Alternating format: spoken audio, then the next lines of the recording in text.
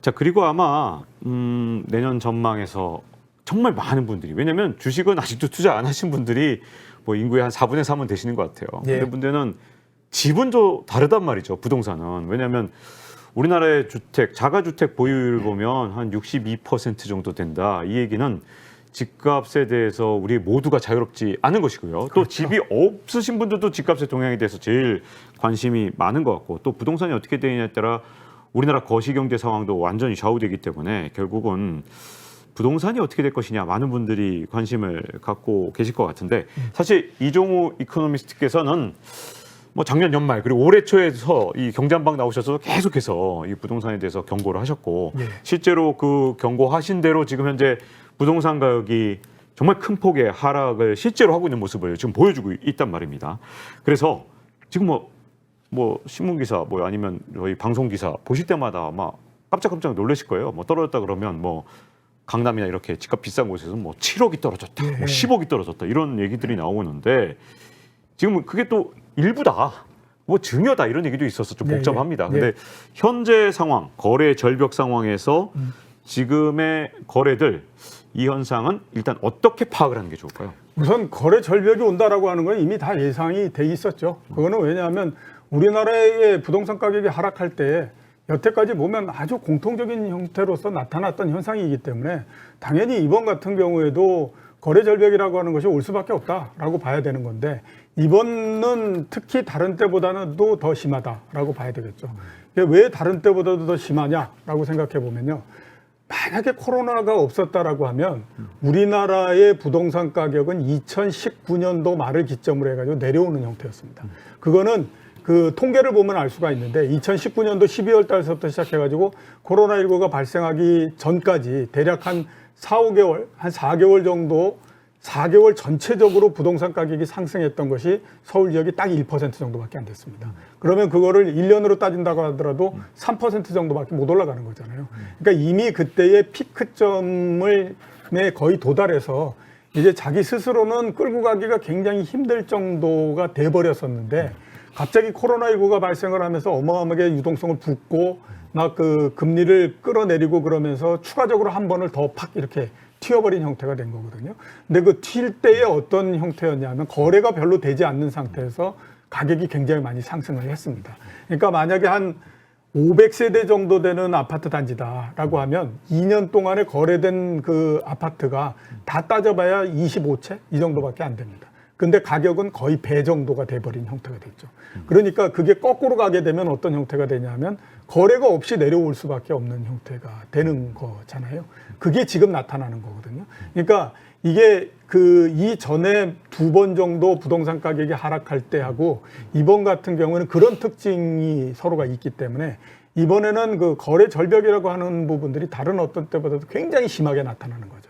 자, 왜 거래는 안 되는 상태인데 이제 가격은 많이 떨어집니다. 그러니까 이게 어떤 일이 발생하냐면 한 500세대, 600세대, 뭐 조금 더 많이 보면 800세대 이런 정도 되는 아파트 가격은 실거래 가격으로 보면 떨어진 게 별로 없습니다. 그죠? 네, 근데 맞습니다. 거래 언제 됐냐 따져보면 2021년도 11월 달 뭐 이게 마지막 거래예요. 그러니까 거래가 그동안에 전혀 안 되기 때문에 나타나질 않는 거죠. 그러니까 그거를 보고는 우리가 알 수가 없는 거고, 대략 보게 되면 이제 뭐 4,000세대가 넘고 이러는데, 그러니까 음마 아파트, 그다음에 또 송파구가 최근에 보면 굉장히 많이 떨어지잖아요. 송파구가 많이 떨어지는 이유가 뭐냐면 거기는 대단지 아파트들이 굉장히 많기 때문에 그렇습니다. 그러니까 4,000채가 넘고 5,000채가 되고 이렇게 가면 그 안에서는 아무리 거래가 안 된다라고 하더라도 그래도 한 달에 몇 건 정도는 거래가 되거든요. 그거를 보면 정말로 이제 빠른 속도로서 내려옵니다. 그러면 앞으로는 어떻게 되느냐? 시간이 좀 지나면요, 지금 떨어진 가격을 기준으로 해서 거기에서 가격이 형성이 됩니다. 그러니까 만약에 뭐 음마 아파트가 고점에서부터 따져서 한 25% 떨어져 있는 상태다. 그러면 다른 데도 25% 정도 떨어진 상태에서 가격이 형성이 돼요. 그리고 거기에서부터 거래가 되면서 밑으로 점점 더 내려가는 형태가 되죠. 그래서 맨 마지막에 한 40% 정도 떨어지면 거기에서부터는 이제 떨어지지 않고 옆으로 이렇게 쭉 기어버리는 그런 형태로서 바뀝니다. 40%라는 건 진짜 끔찍한 숫자잖아요. 여기 집을 사신 분들한테는. 또 물론 집을 안 가지신 분들은 또 심정이 다를 수도 있겠지만, 그렇게까지 떨어지겠냐라고 생각하시는 분들도 이렇게 한번 있거든요. 생각해 보시면 간단하죠. 그 코로나19가 발생하고 난 다음에 20개월 동안 서울 지역에 있는 아파트 가격이 20개월 동안 84%가 상승을 했습니다. 그거는 이른바 정말 유동성에 의해서 상승을 한 거다라고 봐야 되거든요. 유동성에 의해서 상승한 부분은 어떤 자산이든지 주식이든 부동산이든 뭐든 그 유동성에 의해서 상승한 부분은 유동성이 사라지고 나면 없어진다. 그리고 원점으로 돌아간다라고 하는 것이 일반적인 가격의 그 형태이거든요. 그게 원점으로 돌아간다라고 하면 84% 오른 상태에서 40% 정도 빠지면 그게 원상태로서 돼버리는 겁니다. 그러니까 한 40% 정도 빠지게 되면 코로나19가 발생하기 이전 정도의 가격으로서 돌아오는 형태가 되는 거죠. 그렇게 되면 한 40% 정도가 되기 때문에 제가 봤을 때는 그 정도는 얼마든지 내려갈 수 있다라는 생각이 들고, 많이들 얘기하는 게 그렇게 40% 정도 하락하면 우리나라의 부동산 해가지고 지금 이 남의 부채 내가지고 금융권 부채 내서 하고 해가지고 했던 부분들 많은데 그거 문제 생겨서 큰일 납니다. 이런 얘기 많이 하지 않습니까? 그거는 그다지 걱정할 거 없습니다. 왜냐하면 말씀드렸던 것처럼 코로나19가 나고 난 다음에 84%는 거래가 별로 없이 올라가 버렸기 때문에 그 사이에서는 그렇게 굉장히 많은 이 부채를 일으켜가지고 이렇게 한 부분들이 아니기 때문에 크게 우리나라 금융 시스템에 충격을 주거나 그러지는 않고요. 다만 그 사이에서 어떤 형태든지 사고 뭐 연끌을 하고 했던 사람들은 그거는 뭐 대단히 죄송한 얘기지만 그건 어쩔 수가 없다. 본인들이 선택을 한 거니까 그건 뭐 어떻게 하겠느냐. 그거는 본인들이 해결을 하시는 수밖에 없다. 이렇게 이제 봐야 되는 거죠. 내년에 집값 하락폭이 크지 않을 거라고 보시는 분들의 논리가 뭐 공급 부족도 있고, 또 하나가 이제 대표적인 게 연준이 금리 인상을 이제 좀 속도를 완화하고 그러면 집값 다시 튀는 거 아니냐, 이렇게 주장하시는 분들이 계시더라고요. 그러니까 아까 제가 말씀드렸지 않습니까? 금리를 인상을 끝내게 되면 금리를 인하하느냐, 그게 아니다라고 하는 거죠. 금리 인상이 끝나고 난 다음에는 옆으로 쭉 기는 형태가 되거든요. 만약에 5% 정도에서부터 거기서 내린다고 하더라도 이제는 1%, 0% 금리 안 갑니다. 이제는 제가 봤을 때에 4% 정도의 금리, 이런 정도 시장금리, 기준금리 그런 정도 유지하거든요. 이게 그동안의 금리가 지나치게 낮은 비정상이었고 지금이 정상의 형태가 됐기 때문에 그렇습니다. 그러면 한번 따져보면 만약에 한 4% 정도의 금리가 된다. 그러면 안 올린다라고 해가지고 은행들이 안 올리기 때문에 이자를 깎아줍니까? 그건 아니잖아요. 올린 거에서 그만큼의 이자를 받아가기 때문에 영향력은 똑같다라고 하는 거죠. 그러니까 금리 인상을 안 한다라고 해서 그렇게 생각할 필요는 없고, 두 번째로 말씀드리고 싶은 거는 금리 인상이라고 하는 건 가격이 떨어지는 데에서 하나의 트리거를 제공했을 뿐이지 가장 문제가 됐던 건 뭐냐면 가격입니다. 가격이 너무 높기 때문에 그걸 견딜 수가 없는 형태가 되는 거거든요. 그러면 언제 끝나냐? 가격이 떨어져서 사람들이 이 정도가 되면 그러면 뭐 됐겠지라고 생각하는 정도가 되면 끝나는 거예요. 이번 같은 경우에 주식 보시면 그렇지 않습니까? 막 떨어지다가 2100포인트 뭐 이렇게 되니까 사람들이 이미 한 35% 정도 떨어졌고 나도 손해 볼 만큼 봤으니까 그래 어떻게 되든지 한번 끝까지 가보자. 나 억울해서 더 이상 못 팔겠으니까 뭐 내 다 들어먹는 한이 있더라도 끝까지 한번 가보겠어. 이렇게 되면 그 다음서부터 매도가 줄어들면서 더 이상 내려가지 않는 형태가 되는 거거든요. 부동산도 마찬가지입니다. 지금 자꾸 금리 인상 얘기하고 뭐 그게 전부다 이렇게 얘기하지만 그거는 제가 봤을 때 굉장히 작게 보는 거고요. 가장 큰 거는 뭐냐면 가격이고, 가격이 사람들한테 견딜 수 있을 만큼 되면 그때는 금리를 올린다라고 하더라도 더 이상 떨어지지 않습니다. 자, 그렇게 되고요. 그 다음에 또 이제 공급이 부족하다 이런 얘기 많이 하잖아요. 가격이 올라갈 때 공급 부족한 거고요. 가격이 떨어지게 되면요. 한 달 전에 샀던 부동산도 그것도 매물이 됩니다. 왜냐하면 떨어질 것 같으면 그 사람도 팔고 싶잖아요. 그렇기 때문에 공급 부족이라고 하는 거는 없습니다. 주식시장에서 수급이 불안정하다. 그래가지고 뭐 이런저런 얘기 하지 않습니까? 대표적인 경우가 외환위기가 나고 난 다음인데 나중에 외환위기 나고 1년 후에 주가가 올라가기 시작하니까 아니 어디에서 그렇게 돈들이 있어가지고 장롱 속에 넣었던 돈도 들어오는 거야. 어디서 그렇게 많은 돈들이 나와. 이런 형태가 되니까 그때 되면 뭐 공급 부족 막 이런 형태가 되는 거잖아요. 주식시장. 그거하고 똑같이 저는 부동산 시장에서 작년도 재작년까지도 무슨 뭐 공급이 부족해서 어쩌고 뭐고 할 때 모르는 소리 좀 하지 마세요. 공급이라고 하는 건 가격이 변하면 언제든지 바뀌는 겁니다. 수급이라고 하는 건. 그렇기 때문에 저는 그거는 별다른 의미가 없는 얘기라고 생각합니다. 이 최근에 갑자기 급격한 변화 중에 하나가 정부나 뭐 여당에서 예. 급격하게 부양책으로 전환해야 된다 이런 네. 주장들이 그냥 나오고 있어요. 네. 그래서 이렇게 정부의 영향력으로 앞으로 부동산 가격이 어떤 방식이든 뭐 급격히 다시 뭐 방향성이 바뀐다든가 할 네. 가능성이 있는 건지 아닌지 궁금해요. 그럴 가능성은 제로에 가깝다. 아니 하고. 엄청나게 막 부양책을 바꾼다면. 그러니까 뭐 네. 어떤 부양책을 내놓는다고 네. 하더라도 뭐 그다지 특히 올해 내년도에는 거의 가격을 바꿀 수는 없다라고 네. 생각을 합니다. 주식시장 격언에 그런 거 있지 않습니까? 눈 내리면 눈 다 내리고 나서 쓸어야 된다라는 얘기 하잖아요. 눈 내리는 동안에 쓸어봐야 사람 몸만 피곤하지 아무런 변화도 없다라는 얘기 하지 않습니까? 이것도 마찬가지입니다. 부동산 가격이 하락 쪽으로 자리를 잡잖아요. 그러면 그거를 올리기 위한 어떤 시도도 성공하지 못합니다. 대신에 올라가는 때 그 하게 되면 올라가는 걸 잡기 위한 어떤 시도도 성공하지 못합니다. 그러니까 문재인 정부 때 26번의 부양 정책을 내놨는데 모두 다 실패했다. 저렇게 무능한 정부가 있느냐 뭐 이런 얘기 많이 하지 않습니까? 그게 무능한 것도 있지만 뭐냐면 가격이라고 하는 거를 방향을 꺾을 수 없기 때문에 그렇습니다. 그 전에 MB정부 때는 부동산 가격이 떨어지니까 21번의 부동산 경기를 올리기 위한 부양책을 내놨습니다.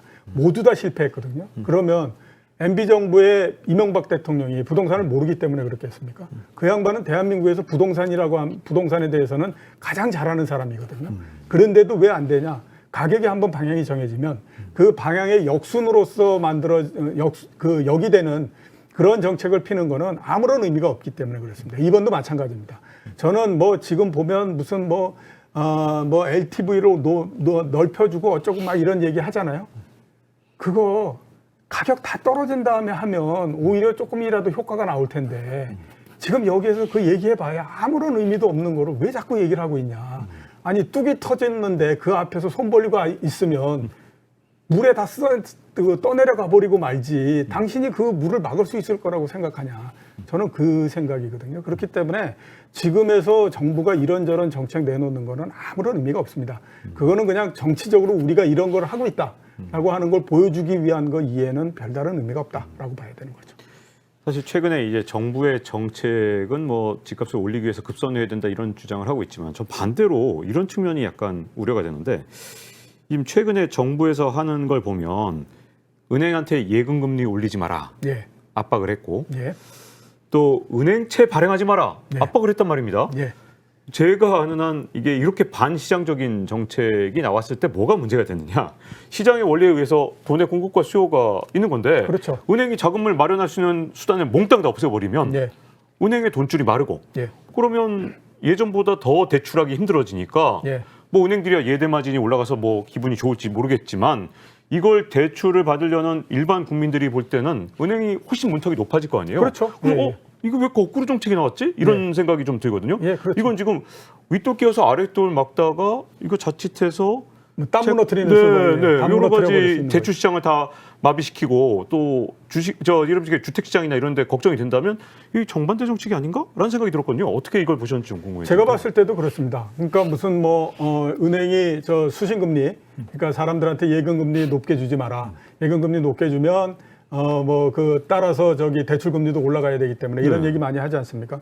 지금 어떤 한참 아무튼 강원도에서 사태 나고 뭐 이렇게 했을 때 레고랜드 나고 했을 때 그때 어떤 일이 벌어지냐면 저축은행 같은 경우는 가장 큰 문제가 예금하는 사람이 없습니다. 저축은행을 못 믿으니까 그러면 우리는 5천만 원 정도만 보험되는 그 정도만 하고 이렇게 가니까 그 다음에 나오는 거는 뭐냐면 저축은행들이 대출해 줄 수가 없으니까 기존에 있는 대출을 회수해가지고 좀 더 대출 금리가 높은 쪽으로서 계속 바꿔버리는 형태가 되잖아요.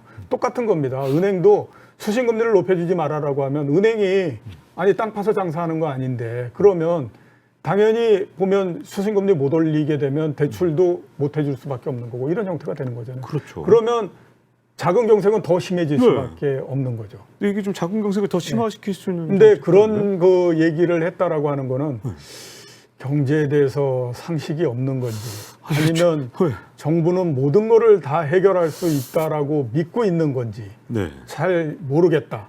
이런 생각이 저도 많이 듭니다. 제가 배운 경제학하고 다른 경제학이 좀 가끔 헷갈릴 때가 있는데 근데 어쨌든 시장으로 다시 돌아가서요. 부동산 시장에 대해서 이제 다시 돌아가면 혹시라도 이번에 이제 어떤 집값이 하락하는 현상이 하필이면 일본의 1990년대 초반하고 지금 모든 경제 상황이 비슷한 거 아니냐. 네. 근데 일본이 어쨌든 우리나라보다 훨씬 앞서가던 나라였고 한때 우리는 뭐 그래도 10위권 정도지만 예. 세계 1, 2위를 왔다 갔다 했던 나라가 90년대 이후에 부동산 가격이 계속 하락하고 증시도 계속 안 좋고 했던 모습을 보였던 것처럼 우리나라도 일본의 그 잃어버린 20년 이번에 따라가는 거 아니냐라는 우려를 하신 분도 있는데 예. 이 견해에 대해서는 어떻게 보시나요? 어느 정도는 타당성이 있다라고 봐야 되겠죠. 그 다음에 이번 사이클 다음에 이제 사이클 자체가 제가 생각했을 때는 진짜로 인구의 영향이 얼만큼 미칠 수 있느냐 하는 것들을 보여주는 거죠. 우리나라 같은 경우에는 부동산이 한 사이클 되면 한 10년 정도 되니까 지금부터 10년이 지난 2032년 정도 되면 원래로 따졌을 때 이번에 고점을 넘어가고 이런 형태가 될 텐데 그렇게 해가지고 아주 성공적인 경우라고 하더라도 과거에는 이런 형태였죠. 만약에 이제 뭐 아파트가 한 2억에서부터 출발해서 쭉 올라가서 맨 고점이 한 7억 정도가 됐다. 그러면 빠졌을 때에 한 뭐 4억 5천 내지 5억 정도 빠졌다가 그 다음 올라갈 때에 한 12억 정도까지 올라갔다가 이런 형태가 되지 않습니까? 자, 이번 같은 경우는 20억 정도가 고점이었다라고 따지면 내려올 때에 대략 보게 되면 한 12억에서 13억 정도 내려갔다가 아주 성공적으로 해가지고 정말 지금의 우리나라의 부동산 사이클이 그대로 이어진다라고 하더라도 2032년도 이렇게 고점을 넘고 그랬을 때에 대략 한 22억 이 정도에서 고점을 만드는 거죠. 그 다음에 떨어질 때 한 14억 정도로 떨어졌다가 이런 정도니까 이제는 추가적으로 더 고점보다도 더 올라가고 하는 것들이 그렇게 많이 나오지 않는 형태가 되는 거죠. 그게 가장 성공적인 그림, 가장 그래도 그 부동산을 가지고 있는 입장에서 봤을 때는 그래도 좋은 그림 이렇게 이제 볼 수 있고 그게 아니다라고 하게 되면 부동산 시장이 한동안은 굉장히 어려운 형태가 될 수밖에 없다라고 봐야 되겠죠. 진짜로 이제는 이번이 처음이지 않습니까?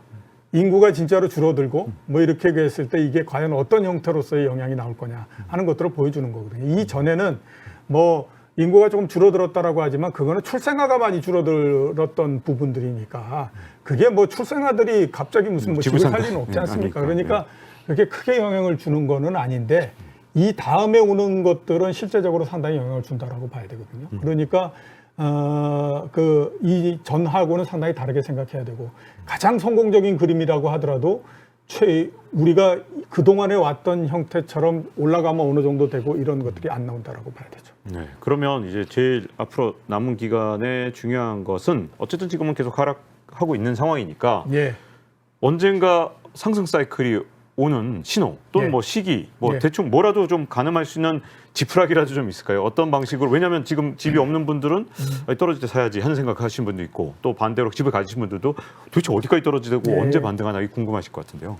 일단 제가 생각하고 있는 그림은 내년도 길면은 내후년도 상반기까지 떨어집니다. 지금 속도가 아니다라고 하더라도 이제 속도는 좀 약해진다고 하더라도 쭉 내려가고 그 다음에 그렇게 해서 어느 정도 바닥을 만들고 나면 그리고 한 4, 5년 동안에 걸쳐서 계속해서 옆으로 이렇게 기어버리는 형태가 나옵니다.